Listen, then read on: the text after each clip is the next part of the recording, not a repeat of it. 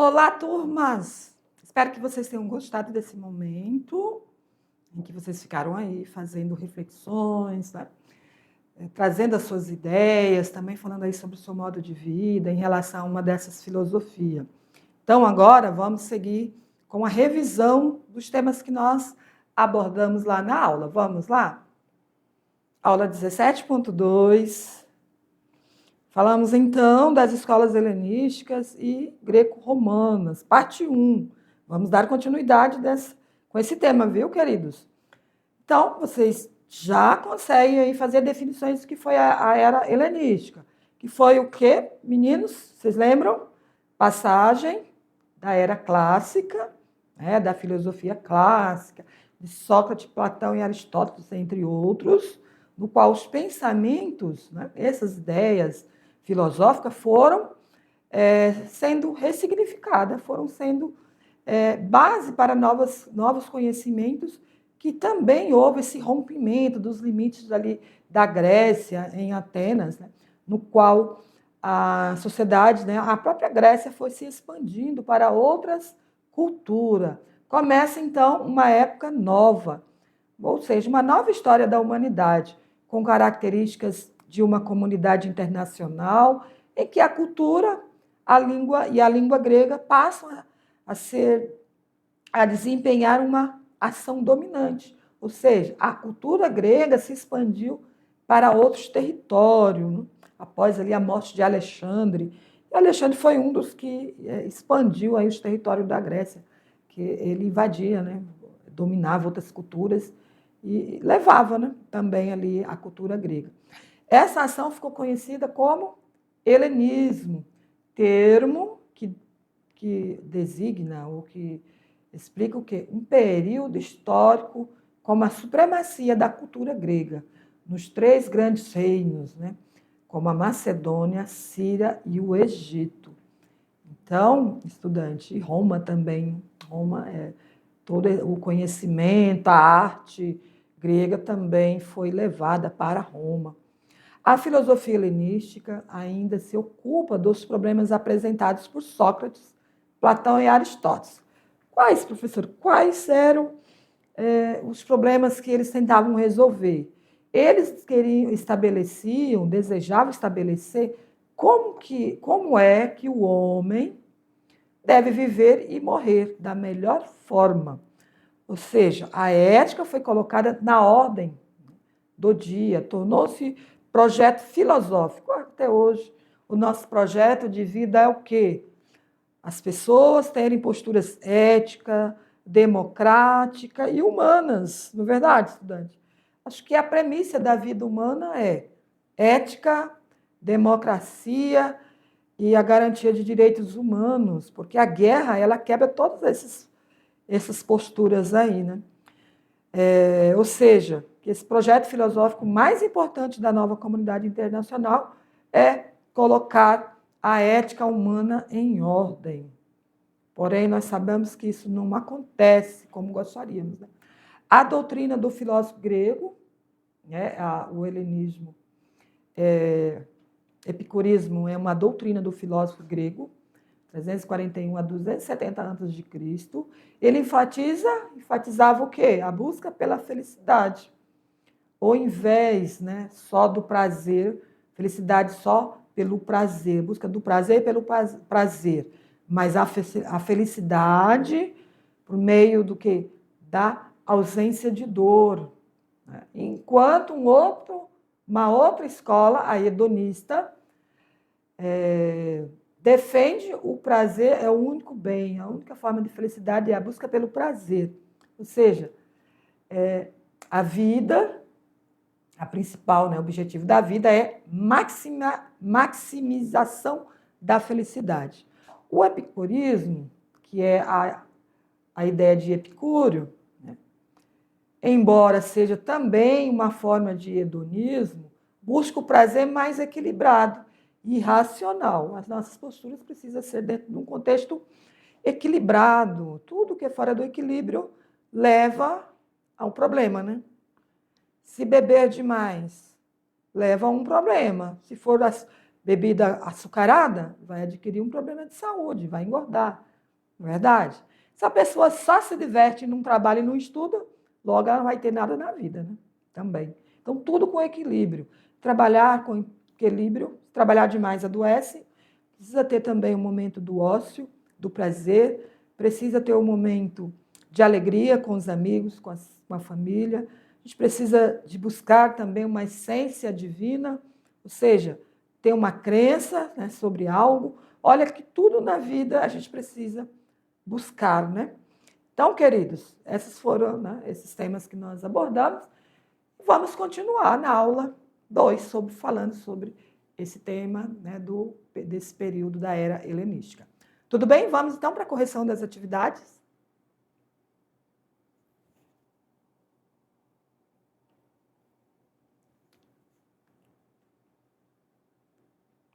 Muito bem, queridos, vamos dar início à correção das atividades, o momento em que vocês fazem aí revisão, né? Não deixa de ser uma revisão, consegue mensurar o quanto conseguiu aprender. Então, vamos para a tela, vamos. Eu já trago para vocês aqui a primeira questão. Interessante, estudante, que o momento presencial, o momento de interatividade, pode ser expandido por esse momento da atividade escrita, certo? Vocês podem deixar a atividade para resolver depois ou antes, né, da aula, e aí nesse momento só fazer a correção. Ó. Questão 1. Imagine você numa roda de conversa com seus colegas. Você discursa dizendo que o prazer não está somente no lado físico, mas também nas amizades, na contemplação de uma obra de arte, que pode ser agradáveis. Alguém pergunta de onde você tirou essas ideias. Você responde que a busca condicional para a fruição da vida são também antigos ideais gregos, como autodomínio, a temperança e a serenidade, porque a concupiscência, palavra difícil, né? Tem de ser refreada, né? Então, queridos, podemos afirmar, então, que nessa roda de conversa há característica de qual pensamento? Socialista? Não. Cético? Não. Humanista? Não. Político também não é, então será epicurista. Então, ao momento que vocês estiverem aí, esse momento mesmo que vocês ficaram na sala de aula, lembra? Olha aqui para mim na tela. Lembram que vocês ficaram aí no momento de fazer reflexões sobre se você estava dentro de uma condição da filosofia epicurista ou hedonista? Lembra que vocês iriam falar sobre isso, é mais ou menos essa atividade aqui. Ó. Então, alguém vai dizer assim, não, eu compreendo que o prazer na vida, ou a felicidade, a verdadeira felicidade, é viver a essência humana, os prazeres dentro do equilíbrio, né? Ter racionalidade nas escolhas. Então, você terá o quê? As suas ideias estão com base dentro de qual pensamento? Olha aqui na tela, para cá, né? Pensamento epicurista. Muito bem. Parabéns para quem acertou essa atividade. E agora, decolando para o futuro. Estudante, não posso deixar de falar nesse momento, né, dessa ideia aqui, já com essa chamada aí, decolando para o futuro. Não é verdade? O futuro, para ele acontecer, eu preciso agir no agora, né? A gente constrói o futuro quando? Lá no futuro, não. A gente constrói o futuro agora. Então, vocês que já estão aí na metade da formação do primeiro ano, do ensino do primeiro ano, vocês já precisam estar pensando no seu futuro. Exatamente. E para isso, nós trazemos aqui questões do Enem, para você garantir aí uma vaga na faculdade pública, na faculdade particular, enfim, seja presencial ou à distância. Vocês, estudantes da mediação, serão excelentes estudantes também à distância, que vocês já têm essas experiências. Hoje eu faço a maioria dos meus cursos, eu faço à distância, certo? Minha segunda licenciatura, eu fiz sem presencial.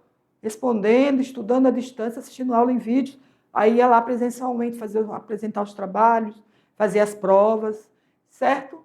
Por quê? Já tem uma facilidade. Então, você vai aí fazer um curso com muita facilidade.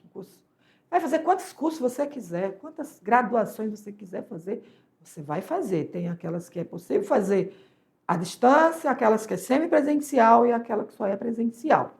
Não importa qual é o tipo que você vai fazer, certo? O importante é ter a oportunidade e buscar aí a sua oportunidade. Então, vamos para a tela? Vamos para a leitura dessa questão aí, já pensando no Enem. A cultura helenística, resultante da expansão do Império de Alexandre o Grande, pode ser caracterizada como um período de... Olha, então você precisa ter o quê? Ter lembrança, lembrar qual era o conceito da cultura helenística. Decadência da crise da cultura grega, retorno às tradições políticas e sociais da Grécia, fusão entre a cultura grega e outras culturas orientais, com a disseminação da língua e da cultura grega. Olha, esse conceito aqui está mais próximo do que nós estudamos na aula. Desenvolvimento de novas formas de governo, não foi esse o objetivo, né? Com exclusão das influências estrangeiras, não. O helenismo teve influências estrangeiras. Criação de novas religiões politeístas, com a rejeição do cristianismo, também não tem nada a ver com isso. Então, a resposta correta, letra C. Essa é uma questão simples, viu, queridos? Deixa eu só voltar aqui. Tá, então eu tenho mais uma questão. Essa é uma questão simples. Voltem aqui para mim. É uma questão simples de resposta rápida. As questões do Enem, a gente sabe que elas são de vários níveis. Nível básico, nível médio, nível avançado. Tem questões grandes que precisam de uma leitura bem atenta, certo? Porém, a capacidade de leitura atenta, uma leitura que compreende ali o contexto introdutório da questão, que compreende a pergunta, é muito importante. E excluir as questões improváveis. Isso é muito importante também. Ao ler as alternativas, é preciso ali ter capacidade aguçada de excluir as respostas improváveis. Aí vai excluindo, vai diminuindo, fica mais fácil, tá bom? Uma dica para vocês. Queridos, então vamos lá. Vamos para a próxima questão. Questão de número 3. Deixa eu ver aqui. Essa foi a 2. Aqui... sim, eu trouxe uma dica ao mesmo tempo. Já falei uma e tem outra aqui, ó.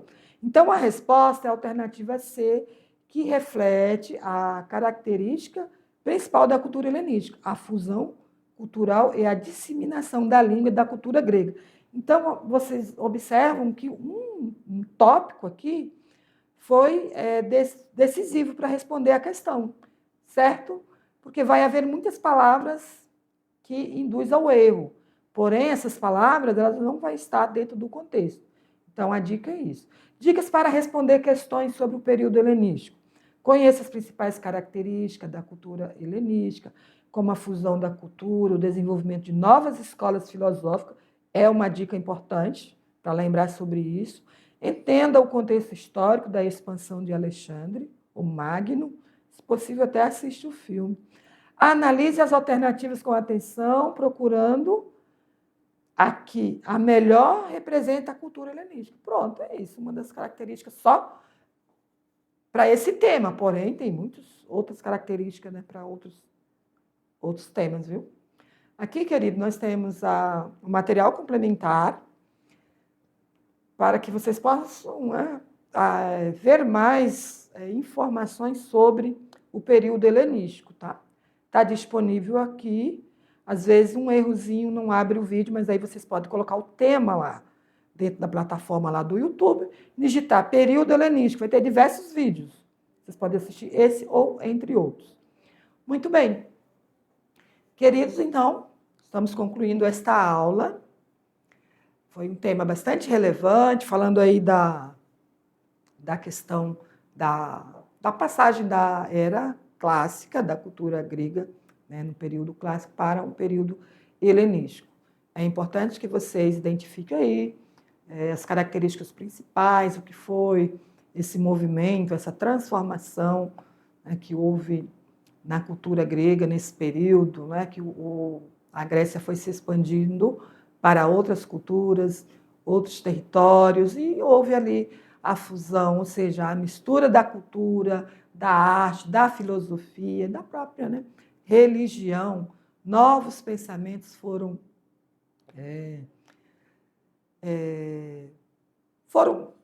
trazidos, né? Foram tanto da cultura grega para esses povos, quanto os gregos também tiveram acesso a essas outras culturas. Então, foi um período histórico muito importante ali, né, da expansão da filosofia, que continuou aí no decorrer, num período depois de Cristo, né, período medieval. Nós vamos chegar nesse período aí, nesse momento, para estudar também sobre a filosofia após ali, depois de Cristo, tá bom? No século I, II, até o período medieval. Então, queridos, obrigado pela atenção e aguardo vocês nas próximas aulas. Até lá e continue focado aí nos estudos. Qualquer dúvida, mande lá um recado para mim, lá no grupo que eu respondo. Tá, professores? Lá no meu particular também, trazendo aí algumas ideias, certo? Para a gente melhorar aqui a nossa aula, os temas também. Onde não está ficando bem explicadinho, me avise que eu trago mais exemplos, tá bom? Obrigada pela atenção. Beijo para todos.